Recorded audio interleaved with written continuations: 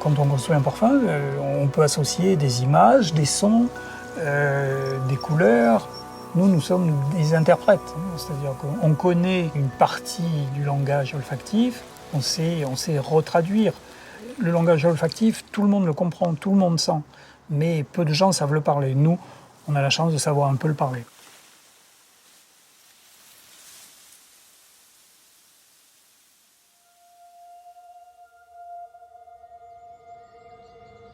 Il y a un éclectisme extraordinaire dans tous les parfums Dior. Mais en revanche, tous les parfums, y compris les masculins, comportent une note florale. Et c'est une espèce de constante, et tout le monde a toujours insisté pour qu'il y ait beaucoup de fleurs dans les parfums Dior, tout simplement parce que Monsieur Dior adorait les fleurs, et que les fleurs doivent être à la base des parfums.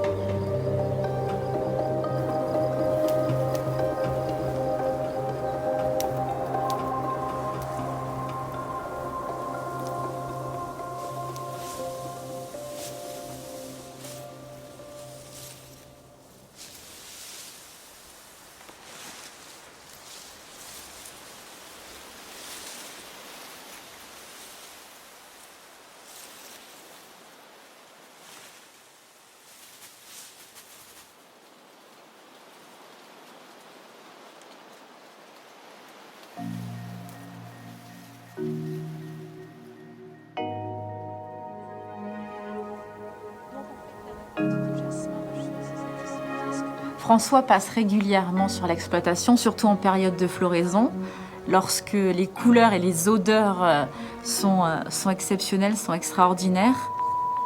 Il a tendance à mettre le nez dans les bannières, dans les sacs, à toucher les fleurs, à avoir ce contact un peu privilégié avec la matière première et avec les odeurs.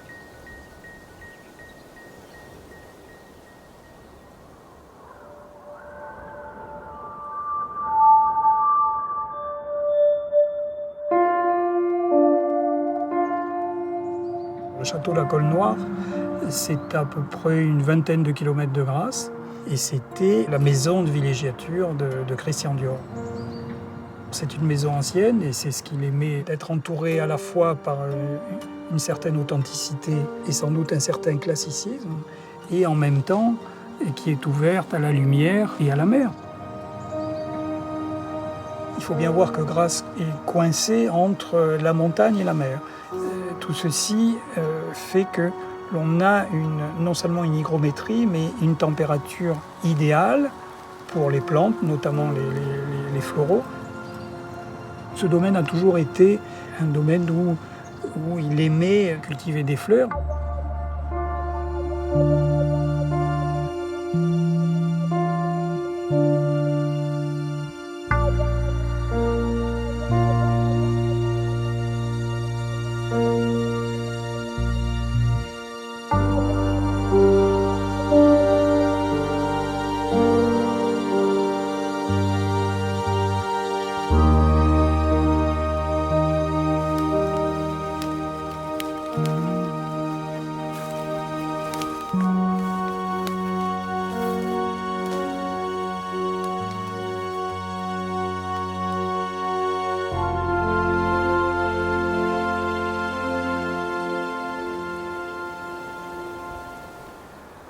Qu'est-ce qui guide le choix d'utiliser des matières d'exception comme la rose de mai ou le jasmin de Grasse? C'est d'abord certainement leur aura, parce que ce sont des fleurs et des produits d'exception pour leur odeur sui generis, mais aussi justement pour cette dimension qu'elle donne à l'ensemble de la composition. Donc c'est un petit peu la touche finale du parfum qui permet de le faire exploser.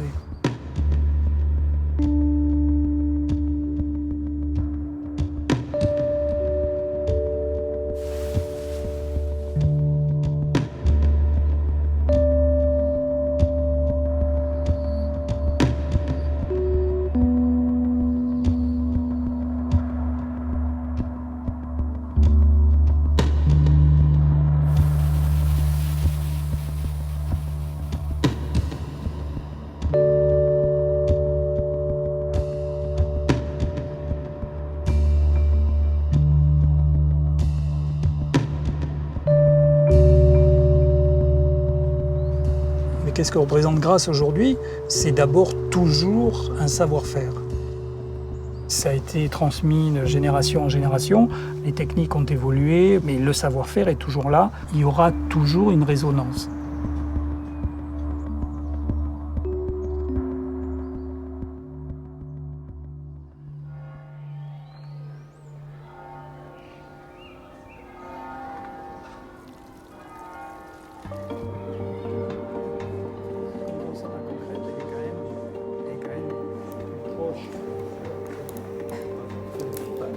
On a des produits de plus en plus lourds, des côtés plus configurés.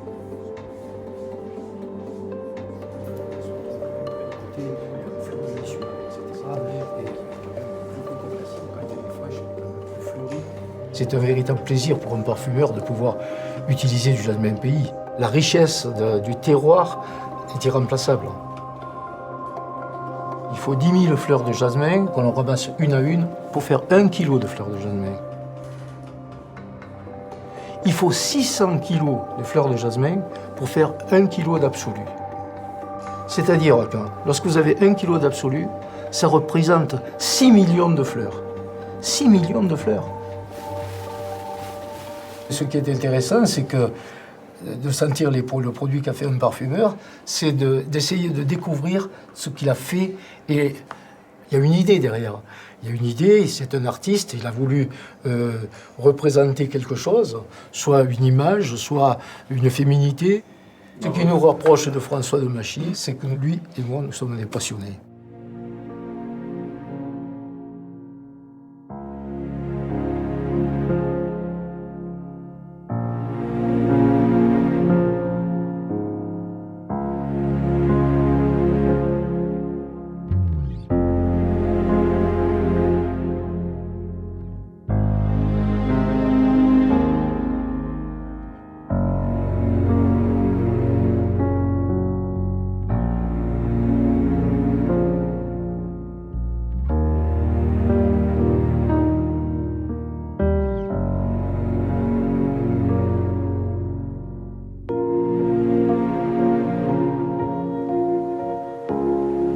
Il y a toujours quelque chose à découvrir dans les odeurs.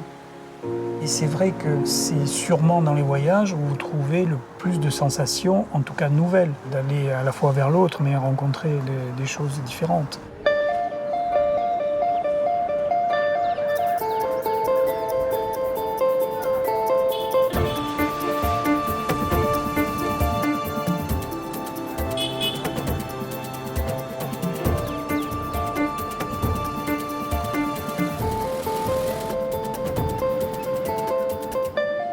Par exemple, j'aime beaucoup le marché aux fleurs en Inde parce qu'il y a non seulement le visuel, mais il y a toutes les odeurs, pas que les odeurs de fleurs, tout cet ensemble.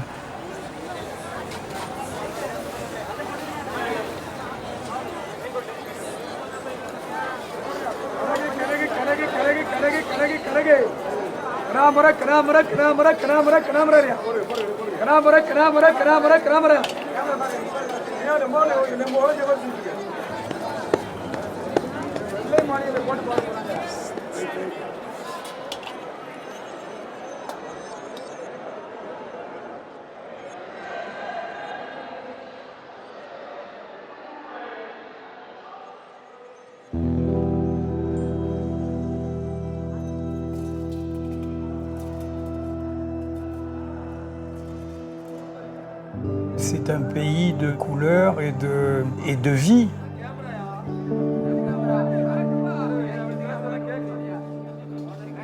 Toutes leurs cérémonies, que ce soit des cérémonies d'abord religieuses, comme offrandes, enfin, etc., mais même les cérémonies familiales, que ce soit des naissances, des mariages, la fleur fait partie de leur quotidien.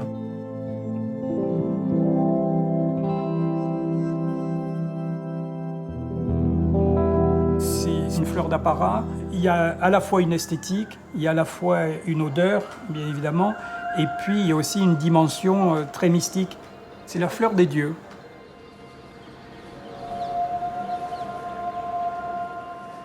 Le jasmin sandak est une espèce de jasmin qui est quasi endémique à l'Inde. Et c'est grâce à J'adore que le jasmin sandak quelque part, a pris ses lettres de noblesse.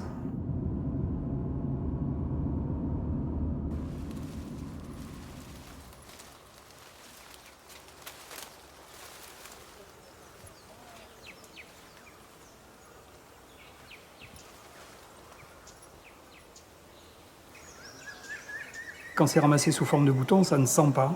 Donc il faut attendre quelques heures avant que ces boutons puissent éclore et puissent exhaler leur odeur.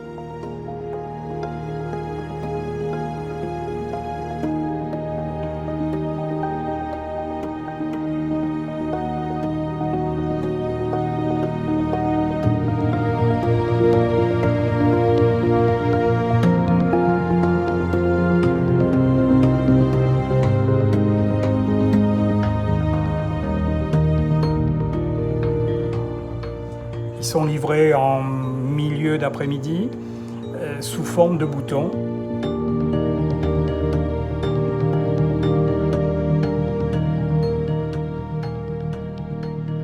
On les étale et on les laisse éclore, ce qui arrive au bout de 2-3 heures, quoi.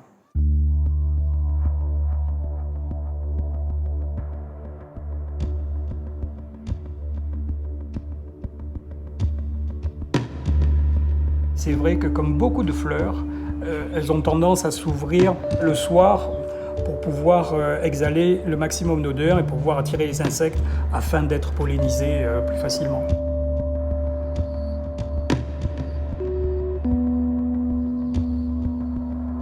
Une fois que ces boutons ont éclos, le plus rapidement possible, on charge les appareils pour traiter ces fleurs.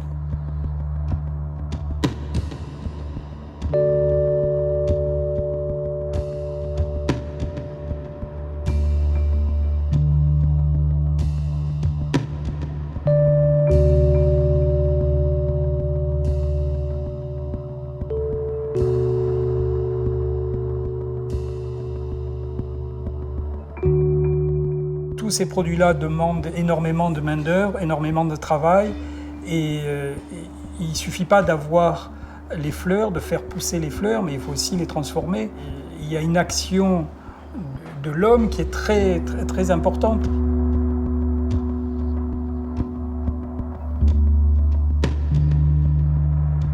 C'est des rapports, il faut rencontrer les gens, il faut discuter, avoir des rapports, j'allais dire, de confiance, échanger des idées. C'est-à-dire, moi, je voudrais avoir une odeur un petit peu plus verte sur le jasmin sambac.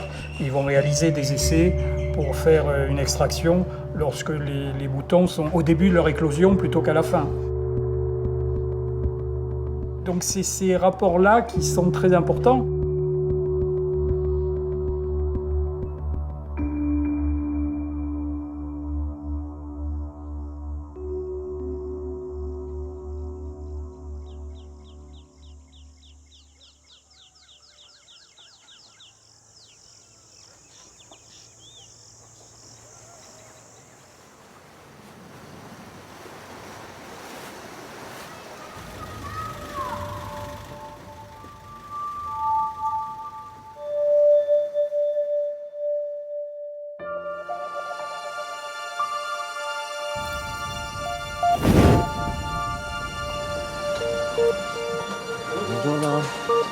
Tout mon travail au départ est un travail énormément lié au corps, très organique. Et c'est pour ça d'ailleurs que ce travail sur le parfum m'intéresse, parce que c'est un travail aussi lié au corps d'une autre façon. Pour moi, il y a une logique dans mon travail, cette idée de travailler sur l'idée du parfum, quelque chose que j'avais envie de faire depuis longtemps. Dans ce projet, je ne suis pas parti de rien, je suis parti d'une forme très reconnaissable, je suis parti de cette idée de relire le travail d'autres créateurs avant moi. Murano maîtrise à merveille tous les levers sculptés, le verre qui est fait à la main. Et ça, il y a peu d'endroits au monde où on le travaille de cette façon. Que cette idée du souffle, du baiser du verrier, enfin, cette idée-là, ce côté très très sensuel, j'ai envie qu'on la ressente dans mes œuvres. Et donc c'est vraiment pour ça que je viens travailler ici, parce qu'ils ont ce savoir-faire qui est amplifié par leur maîtrise des couleurs.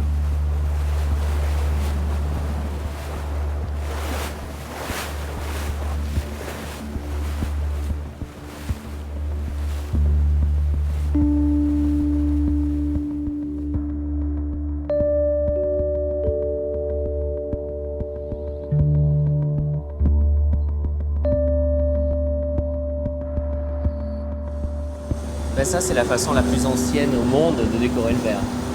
Le filet de verre posé, c'est une des choses les plus... Ah, de mettre de filet de verre. Ouais. La première envie, quand on voit, j'allais dire presque un flacon de parfum, mais en tout cas celui-ci, c'est de toucher. Et moi, ça me va bien dans la mesure où la parfumerie, c'est une question de sensation.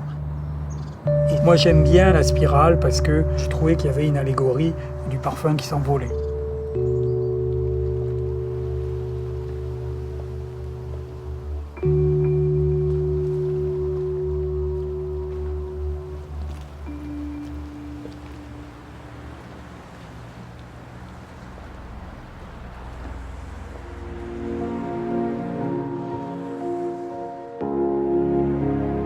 Le laboratoire de création pour un parfumeur, c'est en fait une banque de données.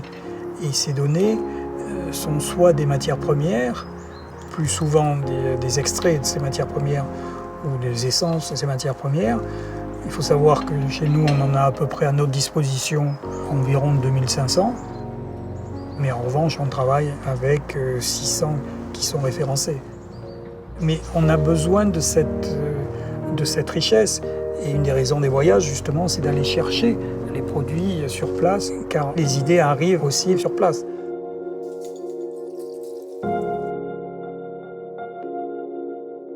Mais le laboratoire, c'est un peu une carte postale de tous les voyages que l'on fait, mais c'est aussi le centre névralgique où on se pose pour réfléchir et pour construire.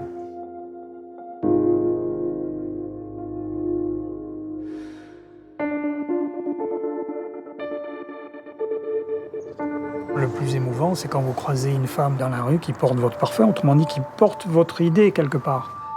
Ça fait quand même plaisir, il y a une certaine fierté quand même. Et puis en même temps, c'est assez troublant parce que finalement, vous arrivez à communiquer avec quelqu'un au travers d'un parfum que vous avez fait.